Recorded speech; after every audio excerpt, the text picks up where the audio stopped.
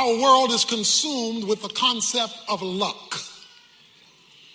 Chance happenings that just kind of take place. People will regularly say, boy, you sure are lucky. Or the opposite, something is bad luck. But the book of Esther says that there is no such thing as luck. There is providence. God causing or allowing things and events to work toward his purposes. Esther has been promoted to be queen. Mordecai has told her that Haman wants to kill all of the Jews. And it's now time for you to go to your husband, King Ahasuerus, and tell him Haman's plot against the Jews. Esther has said, I can't do that. It's too risky. I love y'all, but not that much. Because to go before him when he has not requested me could cost me my life. Mordecai has said to her, don't you know that you are called to the kingdom for such a time as this? That you were only put up here in this royal position because God knew this moment, your moment would be now. Don't miss your moment, girl. This is your moment to be a tool of God to deliver God's people. When she hears that message from Mordecai, she says, okay, I want all of y'all to go on a 3-day fast. I need y'all on your knees for this one because this is a big one. You're asking me to risk it all, and I'm going to go do it, and if I perish, I perish. If I die, I die, because you're right. This is bigger than just me. Chapter 5 opens up on the third day, because it was a 3-day fast. Esther puts on a royal robe. She goes to the inner court of the king. The king is sitting on his throne. When the king sees her in verse 2, he extends the scepter, which means it's okay for her to come in and talk to him. She comes near, touches the top of the scepter out of respect. And then the king says to her, what is troubling you? Verse 3, Queen Esther. And what is your request? Even to half of the kingdom, it will be given you. Just tell me what you want. Esther says in verse 4, if it pleases the king, may the king and Haman, who is out to kill the Jews, come this day to the banquet that I have prepared for him. I'm going to tell you around dinner. I'm going to fix your favorite food. We're going to lay it out. And I want you to bring Haman. And I'm going to tell you then what's going on around dinner. You will never get to see God's providence at work in your circumstances until and unless God sees you move in accordance with his will. The reason she prays first is because she needs to know how to approach this dangerous situation.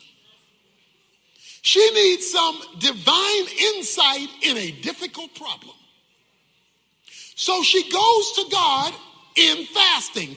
And this was a life and death issue. So she needed her antenna raised to hear what God had to say about this situation.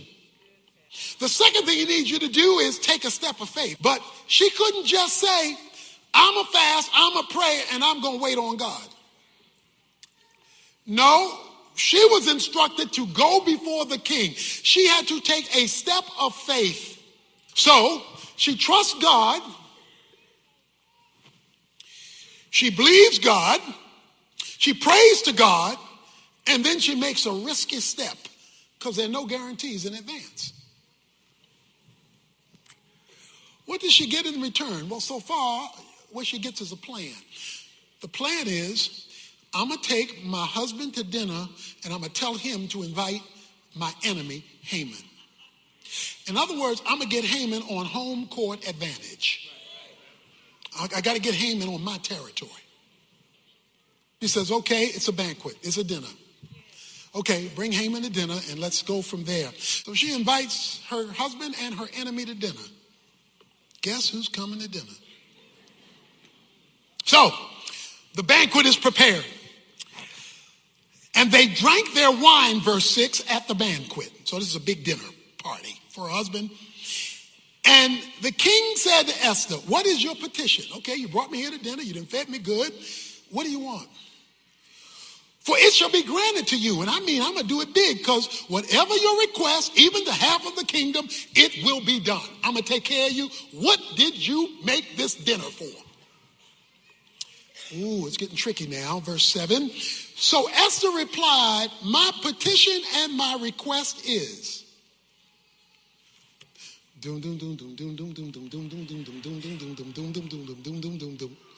My petition and my request is, watch this, if I have found favor in the sight of the king, and if it pleases the king to grant my petition and do what I request, may the king and Haman come to the banquet which I have prepared for them tomorrow.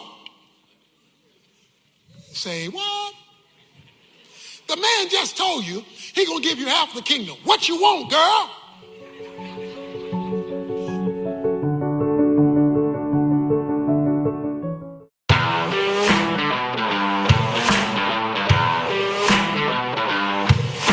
I studied the Bible in college for 4 years.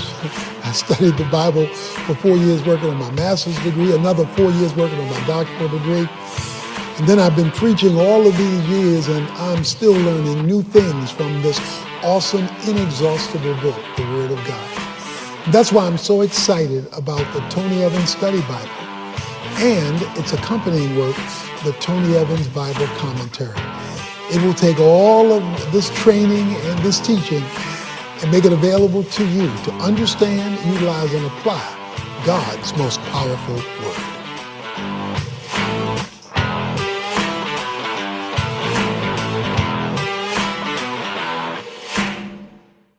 She says, King, my request is, can we have dinner tomorrow? Wait a minute. She made the dinner to make her request to save the people from the genocide of Haman. She's got them both sitting there. Dinner is fine. They've been doing their drinking. Everybody's ready to go. He's offered her the kingdom. What do you want? And she says, what I want is for you to come to dinner tomorrow.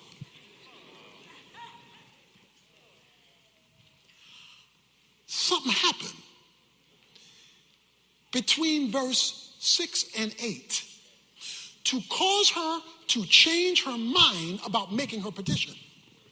She changes her mind because she doesn't even finish the sentence. She just jumps to, let's do this again tomorrow. So I know your question is, what changed her mind? She pauses and says, come back tomorrow. Something is happening here. Well, Haman is now smelling himself. Because Haman went out, verse 9, glad and pleased of heart. He's saying, whoa. He says, boy, I was invited to eat with the king and his wife. Boy, I'm really rising on the ladder here. The problem is when he goes out, he runs into Mordecai. Verse 9, and Mordecai would not stand up, not respect him. The man is out to kill him. Mordecai's not going to stand up. Haman was filled with anger against Mordecai. So he already doesn't like him. Now he's really ticked off because I didn't come from this party with the king, with the queen. I'm standing before you and you don't recognize who I am. And they just invited me to be with them. You don't know who I am.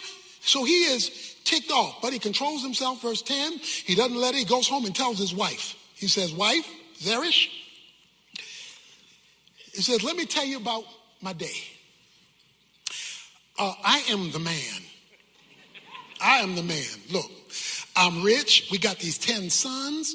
He says, verse 11, and the king magnified me and promoted me, and I'm above all the servants. And then guess what, baby?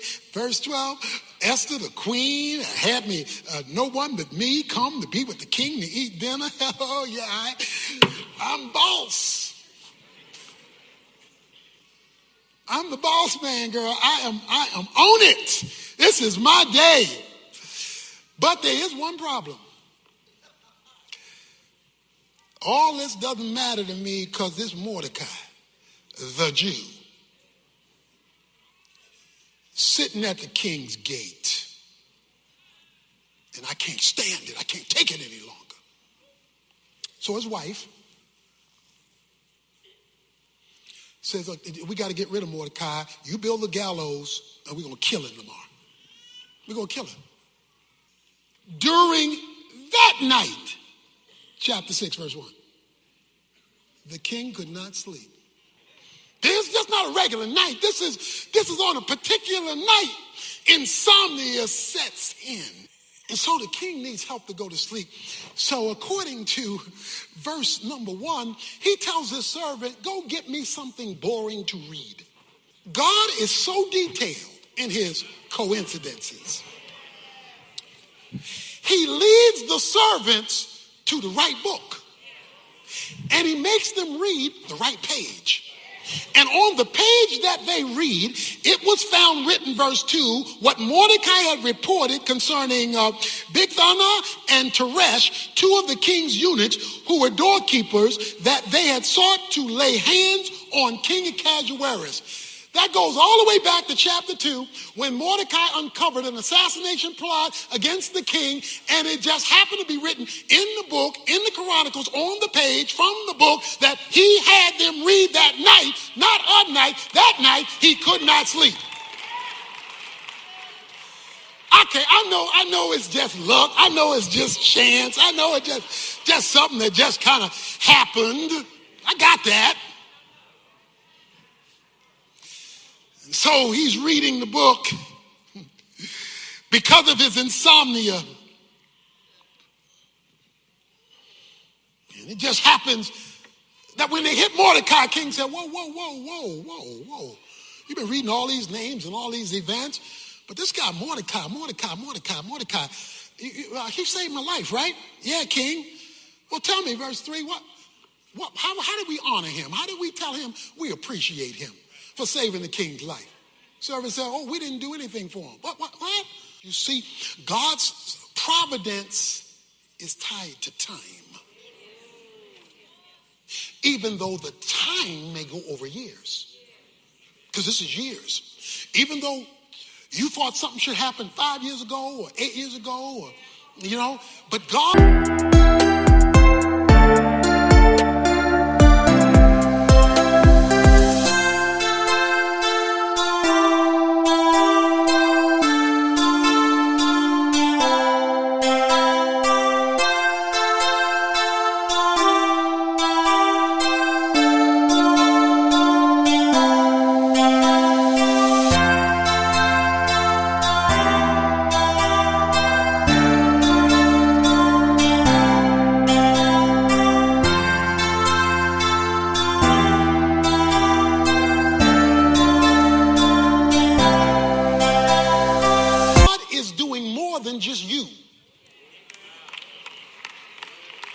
A series of things at the same time because his kingdom is bigger than just you.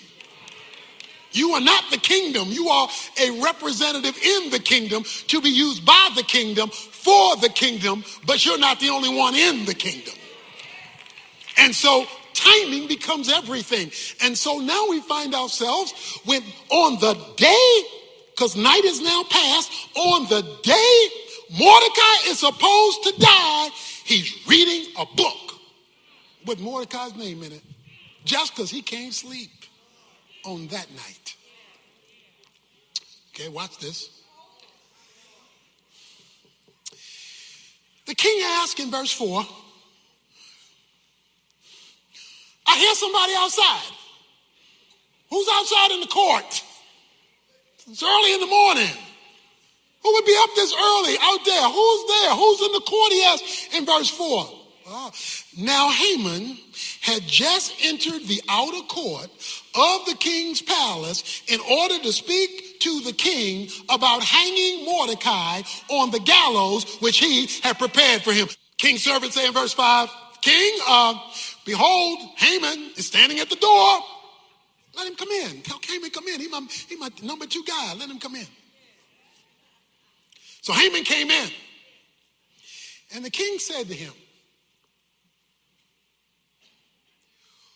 what is to be done for the man who the king desires to honor?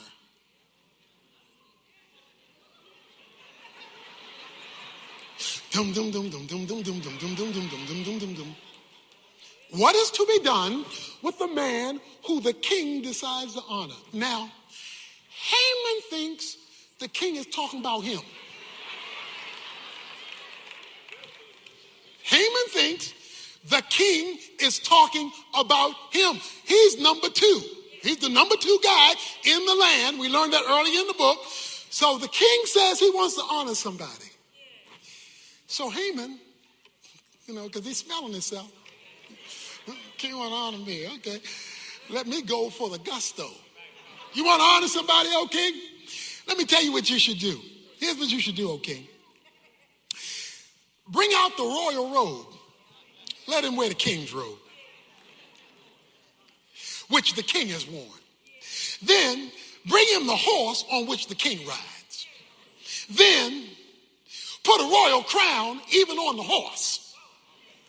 Then let the robe and the horse be handed over to one of the king's most noble princesses, and let them array the man whom the king desires to honor, and lead him on horseback through the city square, and proclaim before him, thus it shall be done to the man whom the king desires to honor. And so what happens?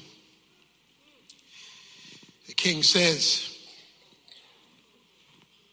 then the king said to Haman, verse 10, take quickly the robes and the horse, as you have said, and do so for Mordecai the Jew. Dum dum dum dum dum dum dum dum dum dum dum dum dum dum dum dum dum dum. Yeah, what you just said, I like that, hey. I like that, hey, why don't you go and do it for Mordecai the Jew?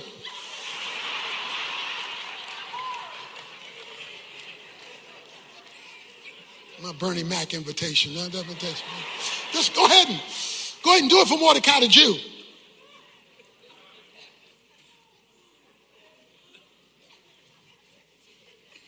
Listen to me, seriously. God is the God of intersections. He connects things that don't look connectable when it's that night.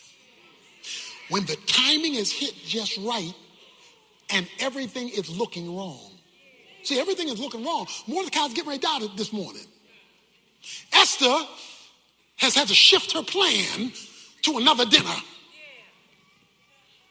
This is not a good day. But she has gone before God. She has acted in faith. And so she's picking up signals that causes her to delay a dinner. She's picking up signals. So Haman, verse 11, took the robe, took the horse, arrayed Mordecai, and led him on horse back through the city square, and proclaimed before him, thus it shall be done to the man whom the king desires to honor. Okay, so let's follow Mordecai.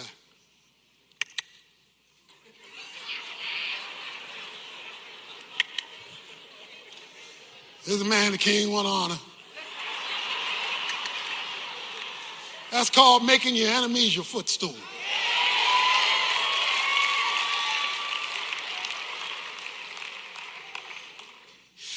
Haman, how you feel now? Then Mordecai returned to the king's gate, but Haman hurried home mourning with his head covered. Told his wife Zeresh, this is what happened today. This whole thing is reversed. His wife Jared says, well, yeah, it looks bad for you, boy. She says, because you've fallen before this Jewish man. You've fallen before this Jewish man. Brothers and sisters, this is 24 hours. So he's walking this Jew around. Why am I telling you that? Because I'm telling you the providence of God can even address racism. Okay, y'all don't miss me. The providence of God, because we got racism. He wants to genocide all of the Jews because they are Jewish. It was religion, but it was racism. They were Jewish. The providence of God can handle racism. It was the providence of God in 1955 when a woman named Rosa Parks happened to be on the bus, happened to have a man talk to her. She happened to not be willing to get up, which led to a civil rights movement, which changed the laws of the land. God knows how, when he gets the right people with the right faith at the right time in the right place to do the right thing, to flip the script even racially. Okay, it's about 1969, maybe, around 1969. One of my professors in college asked me to go to a church with him, to his church around 1969. I went with my professor. I go inside the church, and when I walk out of the church, all hell breaks loose because blacks were not allowed in the church. My professor didn't agree with that. He asked me where I would go. I went. I didn't know all this. So I went, and the church went into convulsions. Because this is, coming off the civil rights era and all that. And they went into convulsions over this black man coming into the church. So they had a meeting about what the church's official position was going to be. And there was a split among the leaders and among the congregation. On the Sunday that I went, they had a guest preacher who was candidating to be their new pastor. I didn't know who was going to be preaching, but he was candidating to be their new pastor. He preached. They had all planned to bring him in. He found out their position in light of me going to the church. He wrote the church and says, I cannot pastor a racist church. So he said, I'm not coming to this church. That split the church even more. From that day forward, the church began to go downhill.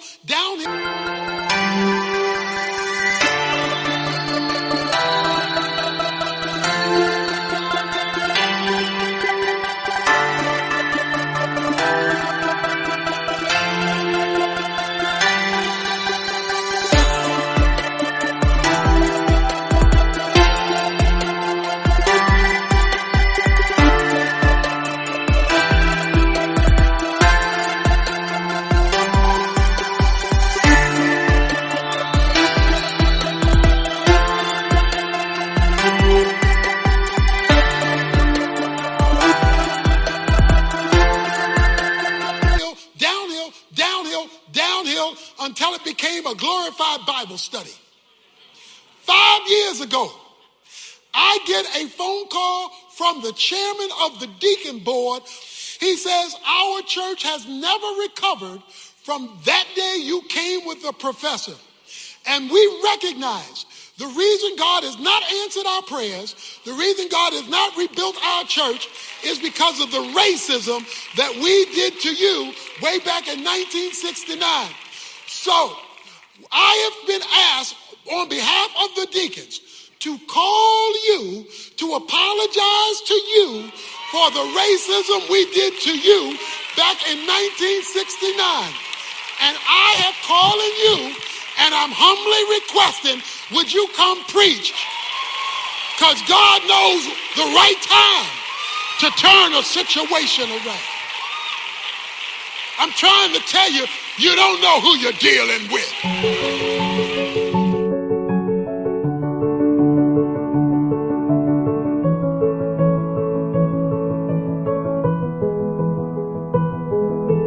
One of the words people love to use is the word luck or any of its relatives, happenstance, fate, chance, coincidences.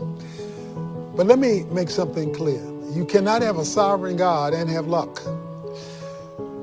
Sovereignty means that God controls everything and that nothing happens either because he caused it or he allowed it.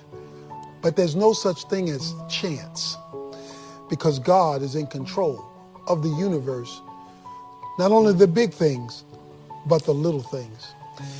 And the Bible is full of events that make things look like luck, when actually there were simply circumstances being handled in the hand of God to accomplish his sovereign purposes. Now, we play a part in that. Our choices, our decisions can influence and affect how things work out. But they will always work out to God's glory if we're in his will for our good, and they will accomplish his kingdom purposes. So it's better to cooperate with God so that chance is not chance or any of its cousins or relatives, but they're actually the providence of God working behind the scenes, pulling together the good, the bad, and the bitter in order to accomplish his will in our lives. Submitting ourselves to his sovereign providential will and hand positions us to see what looks like luck to be recognized as the hand of God, even in the idiosyncrasies of life, causing things to work out for good and for his glory.